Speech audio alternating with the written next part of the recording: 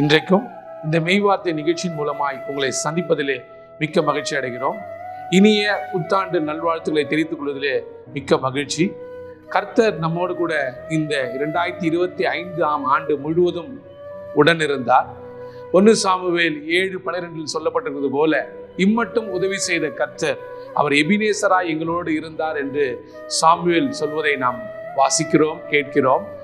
அதற்காக நாம் நன்றி சொல்ல கடமைப்பட்டிருக்கிறோம். இந்த 2026 கூட கர்த்தர் நமக்கு தருகிற வாக்குத்தத்தமானது யாதெனில், வெளிப்படுத்தின விசேஷம் 3ஆம் அதிகாரம் 8ஆம் வசனத்தில் சொல்லப்பட்டிருக்கிறது போல, இதோ உனக்கு முன்பாக திறந்த வாசலை வைக்கிறேன் என்று கர்த்தர் நமக்கு வாக்குத்தத்தம் கொடுத்திருக்கிறார்.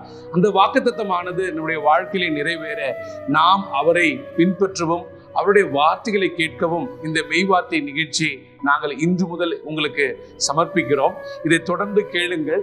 இப்பொழுதும் கூட இந்த வாக்குத்தத்தத்தை நாம கொஞ்சம் விரிவா பார்க்கணும் அப்படின்னு சொன்னா, 2026 நமக்கு கர்த்தர் ஒரு திறந்த வாசலை வைத்திருக்கிறேன் என்று நம்பிக்கை தருகிறவராய் இருக்கிறார்.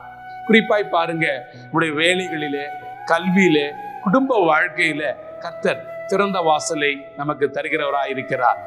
இதுவரை நாம காணாத, கண்டிராத, கிரகிக்க முடியாத அநேக ஆசீர்வாதங்களையும் அற்புதங்களையும் நமக்கு செய்ய இயேசு கிறிஸ்து வல்லமையுள்ளவராய் இருக்கிறார். 2025 நம்மளால இதையெல்லாம் சுதந்திரித்துக் கொள்ள முடியாத ஆசீர்வாதமாய் நாம் கருதி வருத்தப்பட்டோமோ, 2026 கர்த்தர் அனைத்தையும் நமக்காக திறந்து தருகிறவராய் இருக்கிறார். வேத வசனம் நமக்கு தெளிவாய் சொல்லுகிறது, அவர் ஒருவரும் பூட்டக்கூடாதபடி திறக்கிறவரும் ஒருவரும் திறக்கக்கூடாதபடி பூட்டுகிறவரும் சர்வ வல்லமையுள்ள தேவனாம்.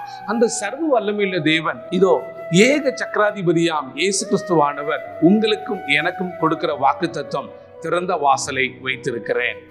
இதுவரை எனக்கு வழிவாசல்கள் திறக்கப்படவில்லையே, எப்பொழுதும் நான் சோர்வுடனே காணப்பட்டேனே, என்னுடைய திட்டங்கள் எல்லாம் செயல்பட என்னால் முடியவில்லையே என்று யோசித்துக் கொண்டிருக்கிற இந்த நேரத்துல, இந்த காலை நிலையில கர்த்தர் உங்களோடு கூட பேசுகிறவரா இருக்கிறார்.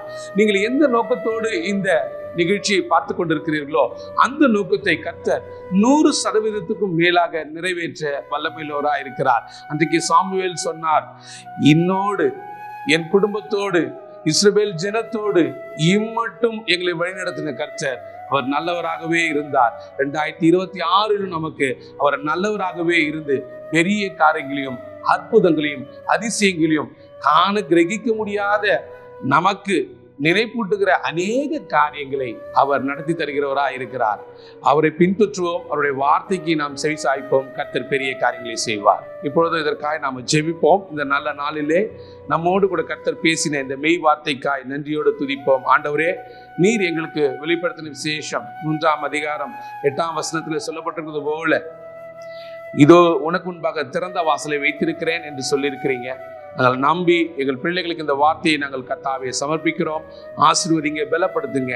உற்சாகமா இந்த ஆண்டை தொடங்க கர்த்தர் கிருபை செய்யுங்க. கர்த்தர் உங்களை ஆசீர்வதிப்பாராக. ஆமென்.